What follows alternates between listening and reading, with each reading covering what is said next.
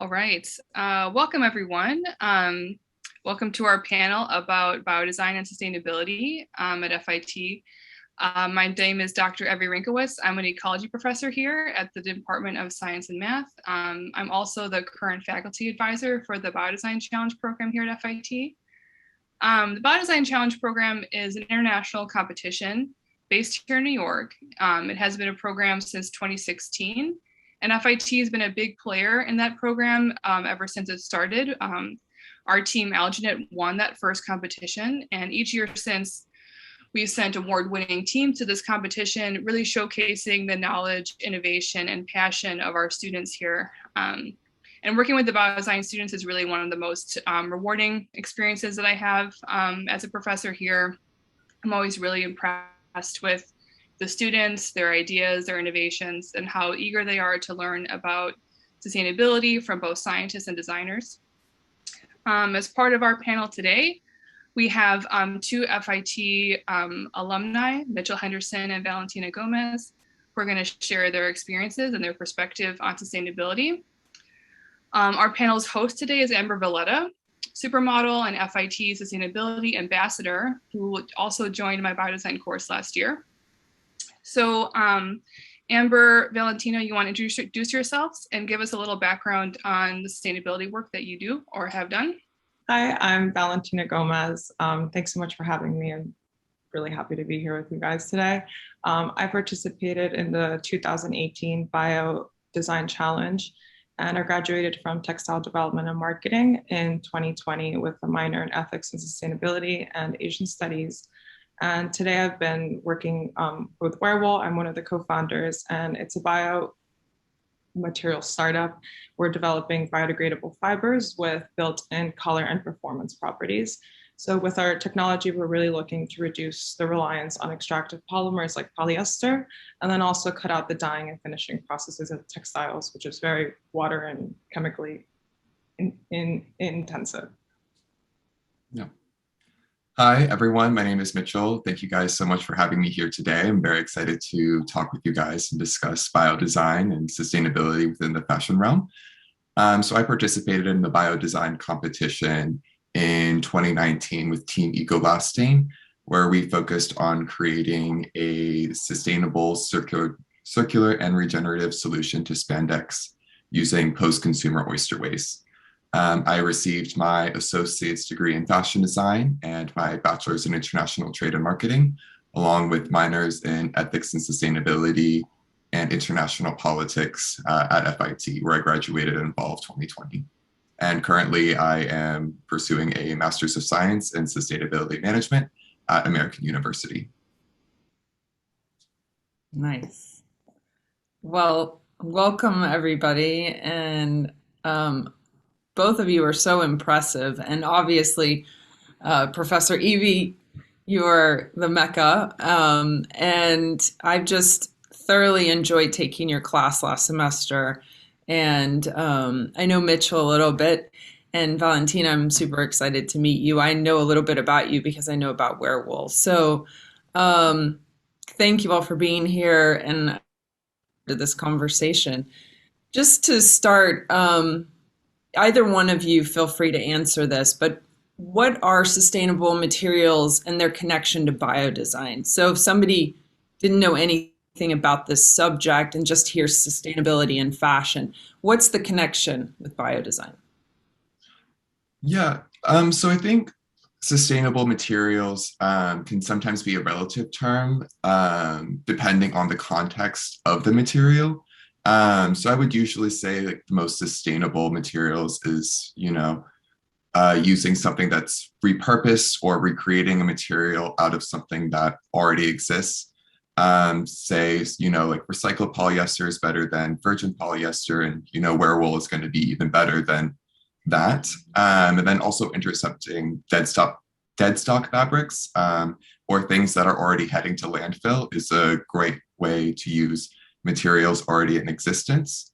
And then going into biomaterials, I feel like biomaterials, on the other hand, are derived from nature and then engineered into useful items. And I would say that they have a variety of applications.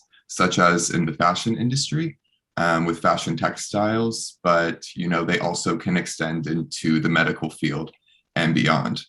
So there's different ways to approach biomaterials in biodesign, such as through biomimicry is one way. And I would say biomimicry, for those who don't know the concept yet, is basically just taking inspiration and elements found in nature to create solutions to human problems. Yeah, just to also give some perspective, I think to me, like a sustainable material is something that gives back to the earth more than it takes. So it's like a material that degrades in a reasonable amount of time in a micro-friendly, rich environment, and it serves as like a nutrient to the soil instead of persisting in like a landfill or in like our fresh waterways. And then I think also a problem that we have right now with something that is biodegradable like cotton, there is a lot of these finishes and dyes that are put on top of it that then inhibits it being a biodegradable fiber. And I think the word biomaterial is something that's like very broad, and it's like a really big umbrella that encompasses a lot of different types. So there's this really good report that I came out last year. It's like the Biofabricate and Fashion for Good. And I think that one has helped a lot of people like me just understand better how to explain like, what is this like? Because bio-based can be something that goes from being 10% or up to 100% bio-based. So there's like a really big gap between if something is bio-based like by 10% or 50% or 100. And I think under those terms, there's a lot of different types of bio fibers like biosynthetic, biofabricated, bioassembled. So there's so many new types of fibers being created now. So I think right now there has to be like a better understanding of what type of bio fiber is being created right now. Right. And if you're specifically talking about the good fibers and biodesign in a positive manner, and we're talking about it in reference to maybe more fashion and circularity, how do you all see that connection? Because I think that's the big turn that we need really in fashion design and in the industry, is to see the industry become circular. So talk about that and how that is possible maybe through biodesign. Yeah. First, I think it's really important because I feel like biodesign also can be a very broad term and can apply to a lot of different contexts.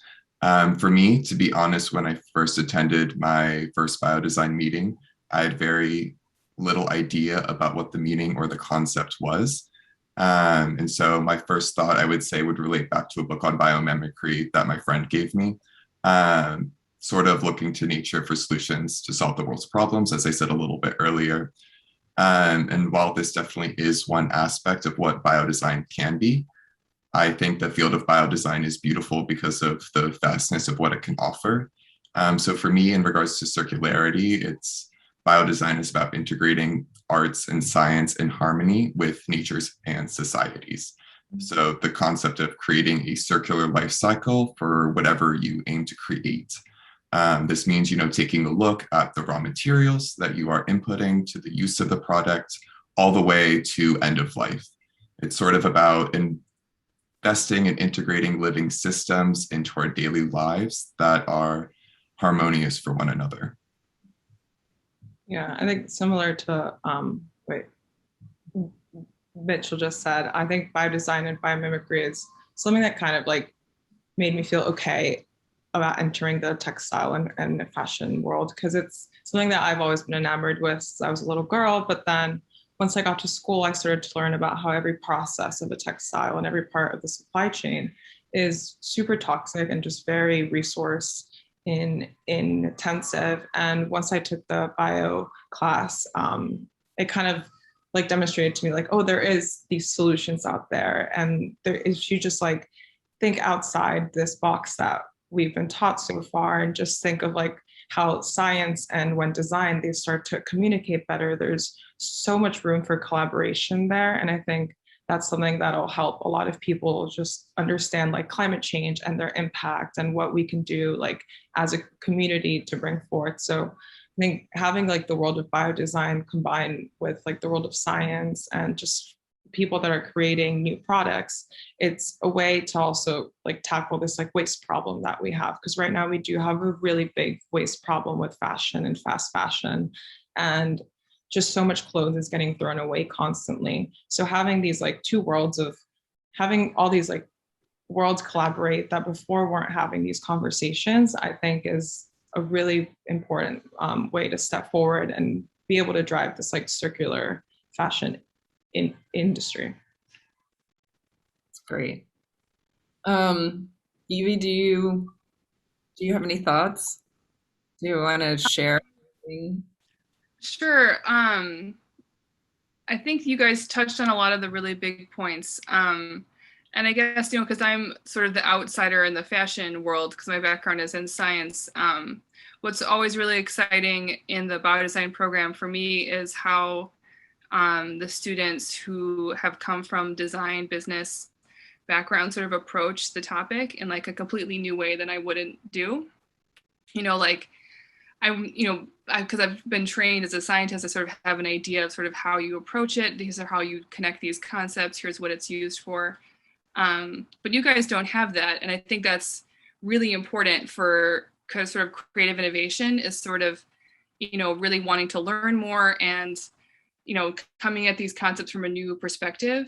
I have this one example that I keep thinking about is, I forget which year this was, but one student was like, I was eating an apple and I bit into it and I saw that there was like some like fungus inside the apple. And I thought, why can't we make like packaging like that where there's a fungus inside it that already starts to break down the packaging? And I'm like, I would never think about that in a million years, but that's amazing. Like that's a way to look at nature and think, why can't we do it like that? I would never have thought of that. So that's almost always sort of like surprised and excited by what the students think about. And like Valentina Mitchell said, like, thinking outside the box where you're trained, you can sort of, you don't have to keep going in this sort of toxic cycle. You can change it to be something better. And I think a lot of what I'm seeing from FIT students is that they really want that change. And I think, they're in a really good place to, be really proactive in that space. So that's always really exciting for me. And that's sort of, at least what I get out of this is sort of just continually being surprised and excited by how the students approach this sort of combination of science and design. Yeah, I would say to also just go off of what Evie was saying there, for biodesign too, it's really been interesting to work collaboratively with people from a variety of different industries. I feel like a lot of the time people within an industry tend to group together and remain sort of within their certain bubbles and approach topics, as Evie was saying, within their certain context of what they're familiar and comfortable with. And so I think it's been really exciting and very cool to sort of get a bunch of different perspectives from designers to engineers to a variety of other people from biology, physics. It's just been really cool to see different minds approach different contexts and different problems with new ways of thinking that are a little bit different to me, and my ways may be a little bit different to them. So I think it really creates some new interesting solutions to some of these problems. Absolutely. Yeah, and I mean, it's really magic when you get everybody from different fields in the same room to try to approach a problem. That's the most exciting part about this, is that we all want to make this field more sustainable. We want to make it more creative, but anyways, the thing that you get from getting all these different sort of perspectives in one room is really something that you couldn't do otherwise. So yeah, I would second what Mitchell said. And that's, again, one of the things that's really great about this, is it allows for that to happen. How are each of you currently incorporating biodesign or biotech in your careers now, or your studies, Mitchell? Yeah, so I mean, I guess I can talk a bit about Werewolf because that's kind of what I've been doing for the last year. But so like at Werewolf, our design process, it always begins with like looking to nature. And in nature, there's all these incredible performance properties like moisture management, stretch, wicking, and all of this is attributed to like these building blocks, which are proteins. And so our fibers are really inspired by the way that nature creates color and function, which is done through protein structure. So we use these designer proteins, as what we like to call them, that provide color and performance properties, and then we combine them with the bulk of our biopolymers. And so from this, we're looking to source from an agro-industrial waste stream. So it kind of ties in like more circular aspects. But that's something that we're looking to do later at lab scale. We're not sourcing from ag waste, but this allows us to develop like a low impact compostable textile fiber that also has these like vibrant structural color. And then we're also looking at functional performance properties later on, like stretch. So this allows us to not use these like eco and biotoxic dyes and finishing agents or the petrochemicals that are used to produce synthetic fibers.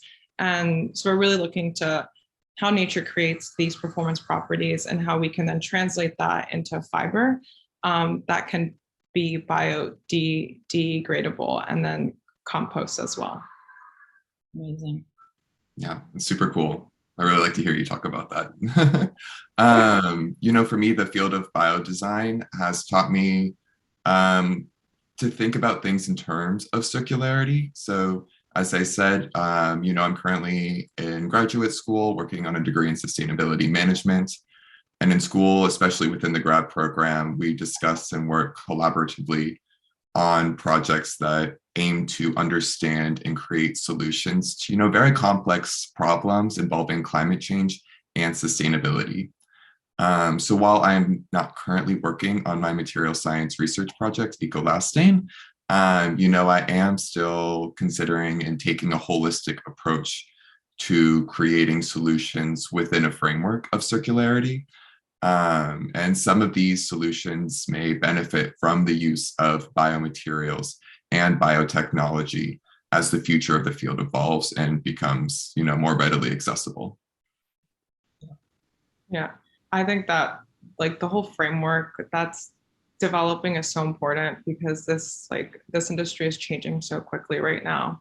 So I think it's important to have people that are also communicating like kind of like how quickly it's evolving and what's the development process, because there is a big like knowledge gap between the people who are making the fibers and then the brands and then the people who are funding it. So it's great to have people that are also developing the framework for it that's able to translate this language, because sometimes it's a bit hard to do it all. Yeah, and you need people on every side of it, whether it's a sales team or trying to go and get investments to scale this project, right? These are new technologies and they're going to need investments and they're going to need marketing and they're going to need distribution.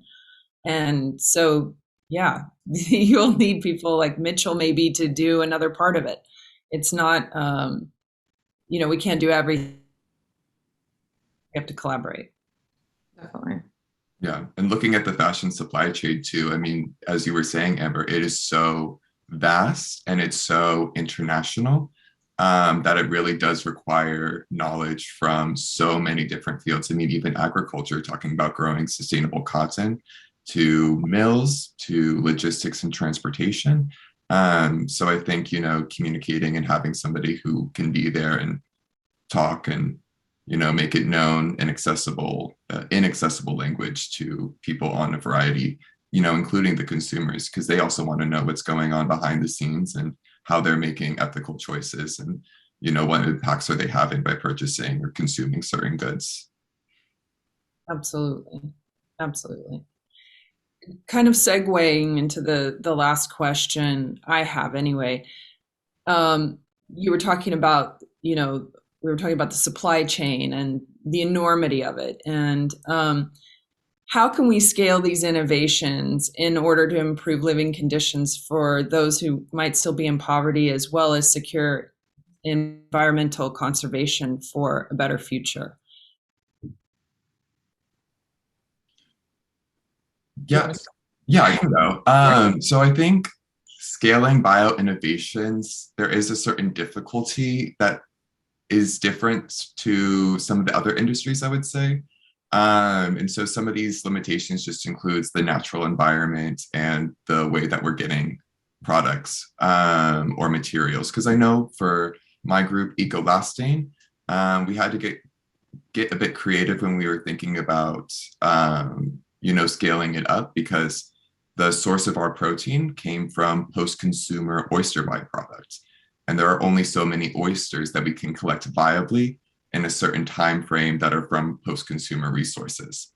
Um, and I also think it's interesting, because maybe some things aren't meant to be scaled to the levels that meet current consumption patterns. I think scaling, a lot of these bio innovations are extremely important, but especially when considering biomaterials in a fashion context, it is also important to consider how much we are consuming and if there's an actual need versus what is the want.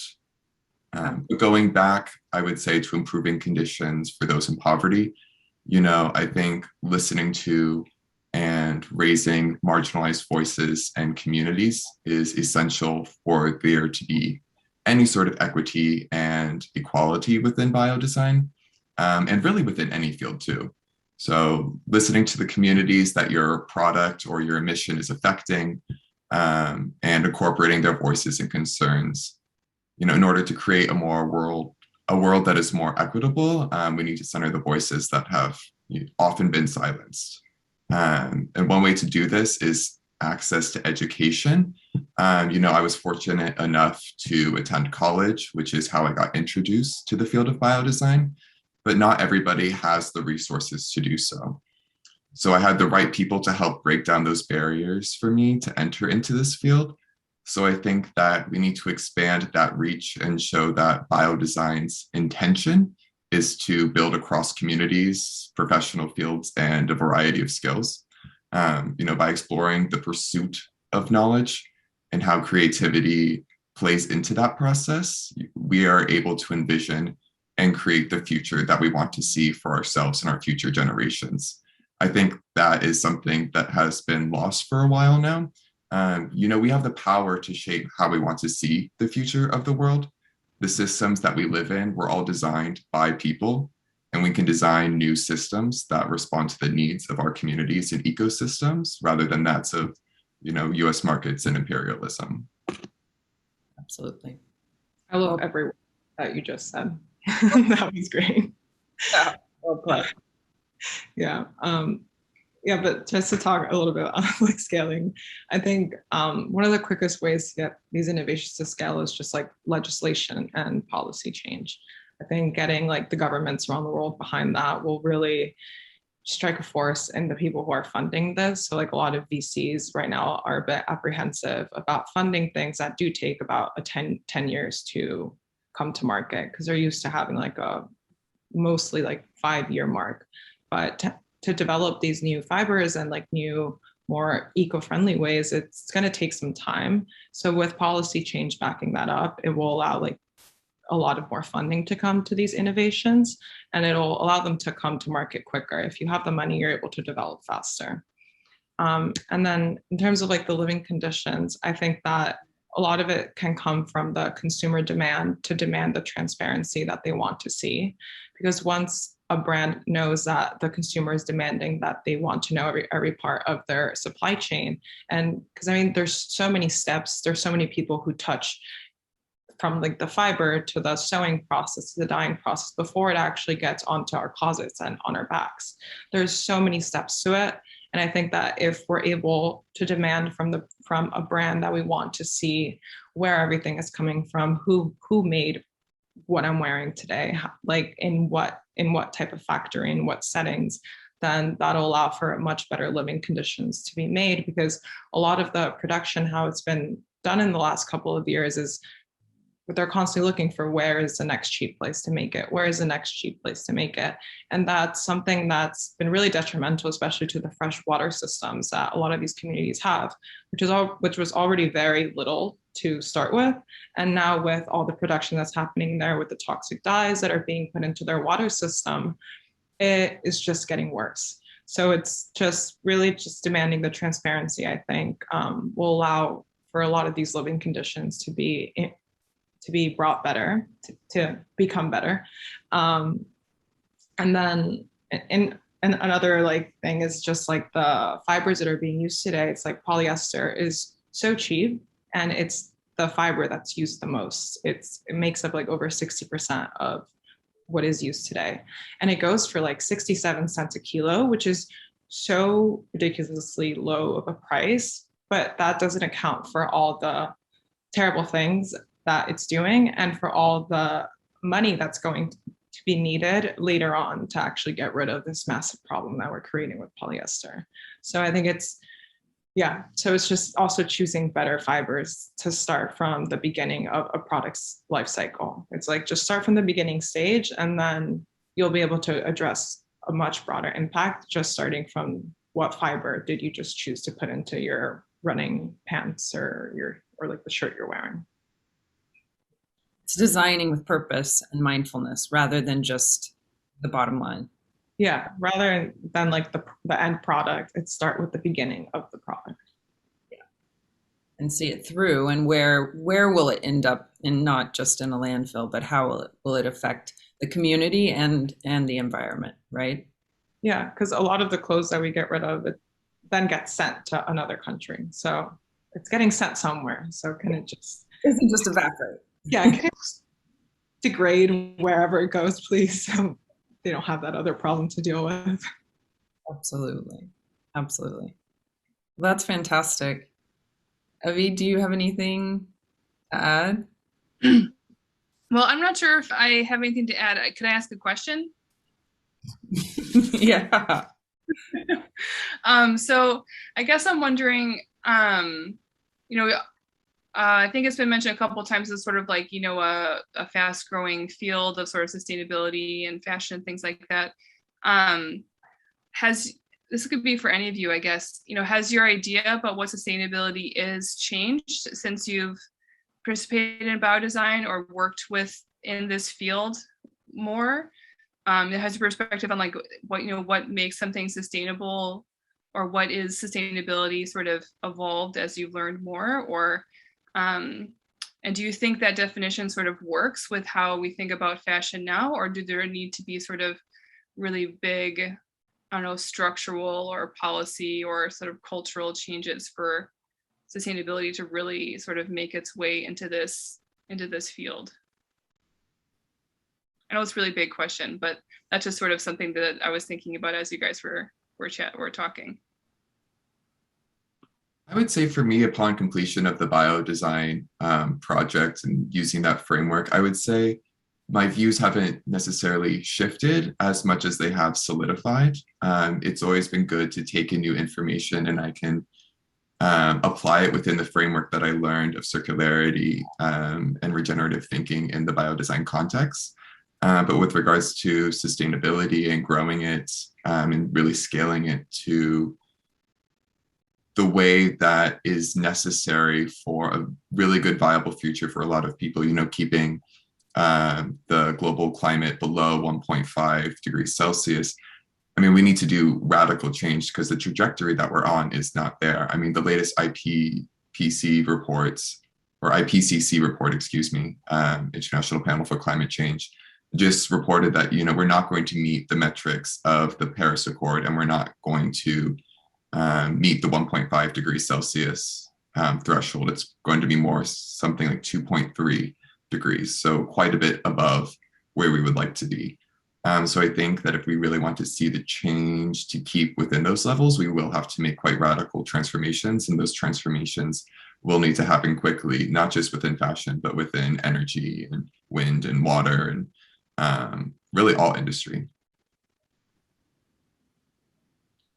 Yeah, just to piggyback off that, I think that definitely, there has to be some radical change, because the way that we're consuming right now, just not just in fashion, but even furniture has adopted like a fast fashion model, and that is just like so intensive of like the like wood that's required for it, and like all these like there's so many more steps to it. So I think it's not just fashion that's going really fast, it's a lot of different levels of consumption that are just adopting this like quick and waste model, and that's something that cannot be sustainable in any way, no matter what type of like what type of resources that's coming from.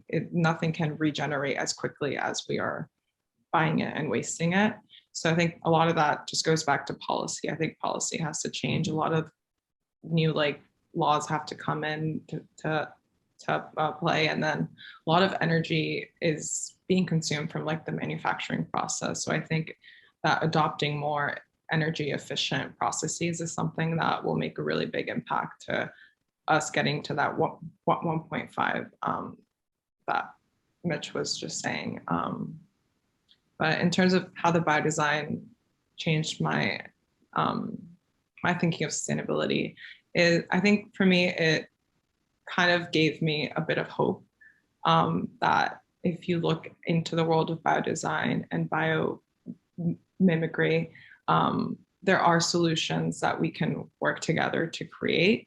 So before the biodesigned, I just felt really hopeless. I'm like, what am I going to do? I don't know if I can go and order polyester for this brand every single day of my life. I just can't live with that. So just learning about, thinking about like science and how we can work together to create something new and better for the world.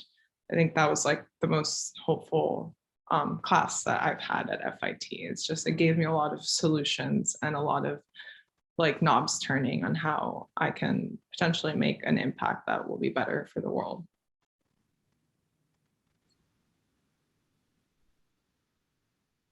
That's awesome. That's really, I mean, to have some hope, to end with some hope is a great way, I think, to end the panel. I learned a lot from both of you, and of course from Evie from the semester with you, and it's just, I think biodesign for me as well, Valentina, brought me a lot of hope and made me start thinking kind of outside of the box as I work with brands and try to help the industry that I'm in the fashion industry, pivot to more sustainable solutions. It gave me a whole nother kind of way to think about it. And, you know, I'm just really excited for the future of this field, specifically in materials and biotech. I just think it's a huge opening that we haven't really even delved into. So I'm so grateful for you all and helping pave the way, because I think this is a big piece of the future for business, and especially the fashion industry. Well, it's definitely exciting for me to have, you know, the link to you and, you know, others in the fashion industry who really have a great way to make a lot of positive changes and like give, you know, great opportunities to our students to sort of, you know, have those experiences and connections. I think that's like the great next step after sort of their time at FIT, sort of how to learn how they can expand, or, you know, how can we take what the students are doing here and sort of take it out into the real world. So that's exciting, sort of thinking about how we can keep this moving in a positive direction. Yeah, and Amber, thank you so much for supporting this. I think that this is just great that you're getting behind all of this and just wanting to like push it forward. So this is great. Thank you. All of us, right? Yeah. Collaboration. It needs everyone behind it. So thank you. Absolutely. Thank you, guys. Yeah, thank you guys very much. I think these conversations are extremely important to have, and you know, having you, Amber, with the connections and influence that you have over the industry, and you know, Evie, who's very influential in the science department at FIT and connect with a lot of students. And, you too, Valentina, kind of paving the way for some future in biomaterials. I think it's really cool that we're all able to be here today and, have these conversations. I think the more that we have them and the more that we can connect and give that sort of outreach, the more people that we can get involved in a lot of these initiatives. Absolutely. Yeah. So thank you guys. Yeah, this is great. I definitely hope this inspires some new students to get involved and get excited about sustainability and making the future better.